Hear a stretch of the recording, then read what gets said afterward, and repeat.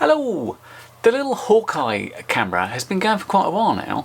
I looked at the original split camera back in 2019 and this was very traditional, a single board with a camera, and the camera would do both the FPV view and the HD recording view. Quite popular at the time, many cameras like that. The only problem is the FPV camera was always very poor quality and I couldn't really get behind that, but the actual recording quality was quite nice.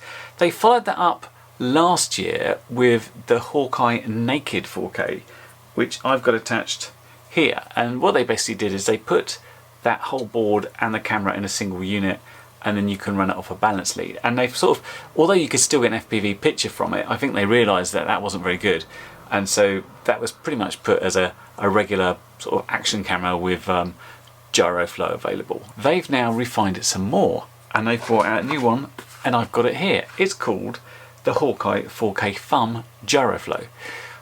It's almost like Thumb is now a size of camera. They don't seem to be worried about the fact that there is another manufacturer that has a Thumb camera, and this one looks very similar. Looks like this. But let's see what's in the box. Let's get it out and see what we have to do to install it, put it on a quad, and I'm figuring I'll put it on this one, and we'll go check it out and see what we have to do and see if Gyroflow's easy to work in this situation or not. Let's see. Okay, so in the exciting box we've got some stickers, some instructions, I think these are instructions, with some QR codes to scan for a full manual and stable software. I don't know what that means. Then you've got quite a lot of wires in here. What have we got? So it's got balance connectors for, that looks like 3S, 4S and 6S, although it doesn't, you notice it can only take the power up to 4S. Then we seem to have got a connection thing here for USB-C, another connection there for USB-C, slightly confusingly, and this is some sort of video out. Oh, and we've also got this control thing for changing settings, presumably. And here's the little thumb itself. In here we've got something to power on and off. We've got an SD card slot, and fortunately it's got a little tab there to stop it coming out. Then over here we've got its key, so that's this one to make the changes. In this one we got the power, so that's 5 to 23 volts, ground, video, TRG. I don't know what TRG is, I'll have to have a look at the manual. And we've got this little mount for it. You don't get any mounts in the box, I do notice, so you'll have to sort of find your own there.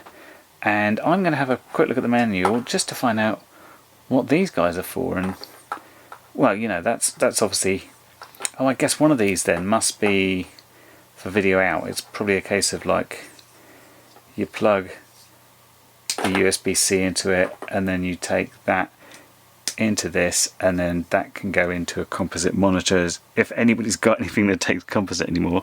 And that's why I do notice it's called DJI, so perhaps there's a different setting on DJI in case you want to feed that into your goggles somehow. I guess that's the case. Anyway, I'm going to take a quick look through this, have a look at the full manual, understand what it's meaning by stable software, and then I'll get this installed on a quad. As I said, I want to use this one. I'm not sure if I can reuse that mount. This is a little bit smaller. We might have to print something else out, but at least it gives me an interesting way of comparing side by side using the old footage I've got from this versus the new one, and see how it comes out. Okay, so I've gone ahead and installed the camera on the Nazgul. Now, I did have a slight problem in that my current mount on the Nazgul was this, which I got from Thingiverse, and this is basically for a GoPro or a GoPro sized mount. And this has a much smaller one, and there was nothing on Thingiverse for this, so I knocked this up in Fusion 360. It is by no means perfect. I've cut some corners, there's gaps there's not right, and there's nothing to put the bolt in. But if anybody wants it, I'll upload that to Thingiverse. Just search for CurryKit and you'll find my designs. Anyway, that is loaded and at about the right angle, and I thought what might be useful is for me to plug this in so we can look at the menu options. I've got an SD card in there, so that's a good start. Now you can change things just by holding the button in for several seconds. What it says in the good old instructions here is if you hold the mode key for 2 seconds, it switches resolution, and you've got LEDs that indicate if you're on 2.5K. So red blue is 2.5K at 4:3, red is 2.5 at 16:9, blue is 1080, and off is other resolutions. But I think it's probably handy to know where you are. I know it only does 50 FPS at a max rather than 60, which is interesting. But I thought there's some other settings in there, so we might take a look at them. Last time, when HawkEye sent me that other camera I showed you, they also sent me this little thing, which is quite a useful way of setting things up, because this works as a little screen that you can plug a regular video output to. So if I put that there, if I connect the balance connector from this 4S battery there,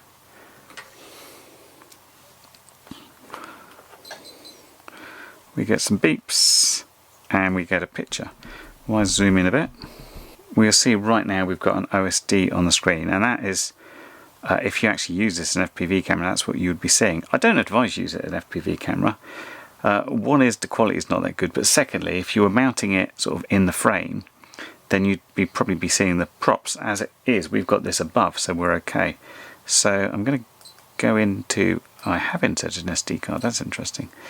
Okay, so if we go here, we've got the resolutions, and we're in 2.5K 50. We've also got down to 1080p 30, and 4:3, and if you get 4K P50 then no gyro. So I guess we're going to do 2.5K P50. Right, we got loop recording. It looks like this forces you into a 10-minute loop. WDR is on, which is good. Exposure sort of nothing, so it's, yeah, audio is on. I expect most of these to be off, that's good. Things like metering and stuff I expect to be, you know, average or right in the middle basically. So there's, yeah, or medium and things like that. Auto recording is off, so you have to press the button. Fixed frame rate on, makes sense. Electronic shutter, auto. Gyro log is on, obviously you want Gyroflow. And you've got a gyro calibration there, which I'm not going to do right now. Okay, then down here we've got the date and time. That would actually be quite useful to do. That way, I don't know about you guys, but when I'm getting stuff onto a computer, it can be a bit of a pain that the dates are wrong and it screws up the ordering on my video editor. So having the ability to actually set the date correctly is not a bad thing. Auto power off is off. Beep sound is on, which I think is quite useful. Language is English. Frequency 60 Hz. TV mode NTSC. I mean that's only relevant if you're going to use it as an FPV camera. ISO, auto, yeah, most of these things are auto. Colour is colour. White balance is auto. Big shock. White balance lock is off. Denoise is off.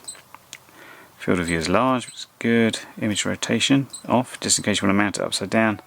And you've got a voltage adjustment there if you want it. OSD on. I'm going to leave that on just in case I want to go back to doing this, because else it would be a pain to find. Obviously it's not going to hurt me as a recording thing. So USB set to mass storage. I think that's quite useful because the SD card is hidden behind the little flap. It makes sense to do that. And in fact, can we format the card there? Because it was saying I don't have an SD card. So default settings, no, we don't want to do that. And the version is 2022 1118, just in case he released new stuff. So, oh, okay, so pressing right seems to go to playback, but it says there's no file. But it does recognise the fact I've got an SD card in there, which is good. I like that. In fact, I can always just turn the recording on quick, see if that works. So you can see the little recording light there. Just record a few seconds. Do that, turn it off, and then, I mean, just to show it's different, if I turn it round here, and let's see if we can do playback. Yeah, that's our playback playing now. Okay. How did I get out of that? Like that. Right. And we're back to live view. That seems good. Now what I have to do is fly it. So that's what I'll be doing next. Just need a decent day, and we'll take this out and we'll see what happens, what sort of footage we get, and how we can use Gyroflow, hopefully, to make it better or not. Hello, welcome to testing day. I apologise, I'm filming on my phone because the GoPro has gone flat battery again. I hate GoPros. My GoPro 2 never went wrong. The GoPro 10 is just a nightmare. Anyway, we're ready to test. We've got the Nazgul, we've got the camera mounted. We haven't got very good batteries. I need some new batteries desperately. My best Tattoo 1800 4 cell now has decided to identify as a 3 cell, so that's no good. So I've got rather crappy batteries, but I don't need a lot of flight. I just need to sort of get up high, trundle along quite low, see how the camera looks, and then see how it goes in Gyroflow. So let's get flying and hope. I'm not too rusty. Last time I flew, I crashed like every battery because I hadn't been in for about a month. So I'm going to take it slowly and maybe sort of speed up slowly as we go and see what happens. I've got the beeper installed. That's the main thing, so should be okay. So we're off flying, and you're probably wondering, hey, this is a review of an HD camera. Why are you showing me the DVR? And the reason is because I wanted to show you what I can see. Because from my point of view, I think this quad is pretty nicely tuned. This is quite an old quad. I haven't really updated it because it flies nicely. And I was like, well, why would I update it? I haven't even changed the receiver out. This is still on an old XM Plus from FreeSky, but I just wanted to check about 30 seconds of this just to give you the sort of overview of like how it flies before I put it up against the HawkEye thumb. So what I've done in this next clip is I'm showing the 2.5K 50 frames per second movie as it comes from the HawkEye thumb against the OSD, and you can see obviously it looks the same, but you can pick up there's vibrations coming through on the HawkEye camera. There's a little bit of rolling shutter or jello effect. And at this point, I'm flying pretty gently, I have to say. And it's always a worry with these little tiny light cameras that they just don't survive the sort of speed and vibration of a 5-inch quad. And this seems to be the same. But you didn't come here to see what it looks like normally. You want to see how it looks on Gyroflow. So what I did, I went into Gyroflow. I put it through pretty much default parameters. In fact, completely default parameters. I didn't fiddle with it, and I'll show you what I got out of that. Yes, it's the same clip again, sorry about that. But I thought it's good to compare, especially with the DVR and what you've just seen, because you can see where Gyroflow really does work and where I think it doesn't. And you will see little movements in the DVR that Gyroflow does an excellent job of really calming down. It's like I'm not making these little corrections that I'm doing in the DVR. I'm flying completely fine. However, where it lets me down is it doesn't remove the little jigglies, the jellos, the rolling shutters, the whatevers, and the HawkEye doesn't come with any sort of ND filter, which might help do that. I also know, and this has been happening for me forever with Gyroflow, I get these little blips of sort of a frame that's absolutely horrible. It all goes funny for some reason when it renders out. Sometimes I don't get them, sometimes I do. I don't know why. There's nothing wrong with the way I'm doing it as far as I can see, but it's never quite right. The other thing I really don't like about Gyroflow is how it zooms in and out. I know you can change it to like a set zoom in order to do this, but I thought I'd just leave it as default to let it see what happened really. And what do I think? Well, mostly it's okay. There's a lot of footage that's fine apart from these weird artifact frames that I get. But yeah, I still kind of think these little cameras don't seem to work that well on a 5-inch quad. It's like your quad has to fly so smoothly that you almost don't need Gyroflow at all. I mean, that said, you can see how it gets rid of these little small corrections where you can see the roll in the quad just going back and forth as I'm correcting, completely smooth. That I like, but it doesn't magically fix everything else for me. And this is my biggest gripe with Gyroflow. It's kind of like, well, you know, my time is precious. What I don't want to do is be fiddling about, messing around, constantly going through Gyroflow, because it's not a quick process. I have to take all the footage off the camera, I have to put it into Gyroflow, I have to hunt down the sync points, I have to render it out. Even by doing the defaults, it's like you know, I was sat there for an hour doing all these different clips, and for some reason my DVR seems to be going very wrong here. But let's move over to another clip. Okay, so I've slightly moved location here, so I thought there'd be just a little bit of different things to see. I couldn't really fly here from where I was previously because I was blocked by a bunch of trees, so I just got loads of static. In this field, helpfully enough, there are 2 metal detectorists, so I have to be careful not to go too near them.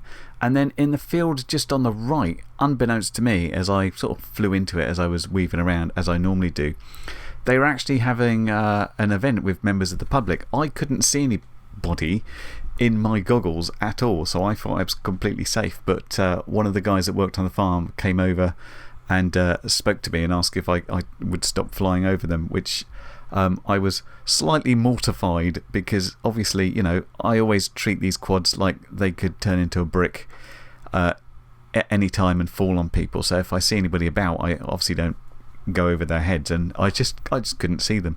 So I was very apologetic, and he was very, very nice about it. He said, absolutely no problem with you flying, and normally I've got permission to fly over that field, just not when there's people in it.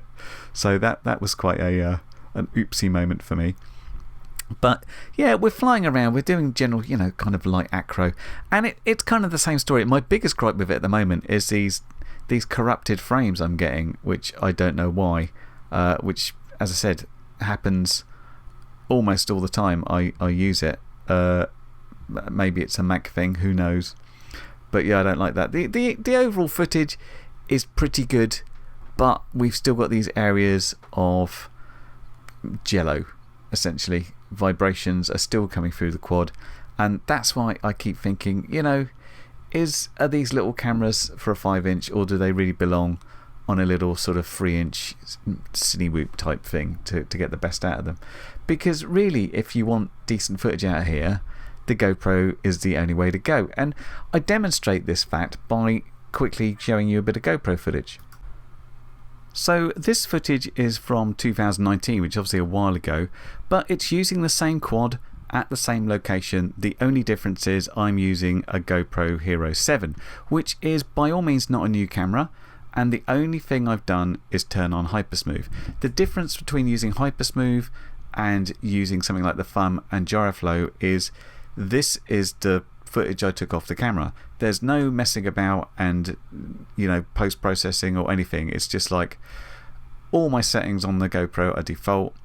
I turn Hypersmooth on, I film stuff, I bring it off, and this is what you get. And this is just 1080p at 60 frames per second. And it's just less ball ache, essentially. There is nothing to do. You just film it and it's fine. And I know the idea here is, you know, we're talking about a smaller, cheaper camera, but on a 5-inch quad, if you want decent footage and you don't want to make all this amazing effort to try and do something, then a GoPro is your only option. If you're happy to mess around for either hours post-processing in Gyroflow or getting your quad so stable that you literally don't need it aside to take those small wobbles out, then, you know, this might be something for you.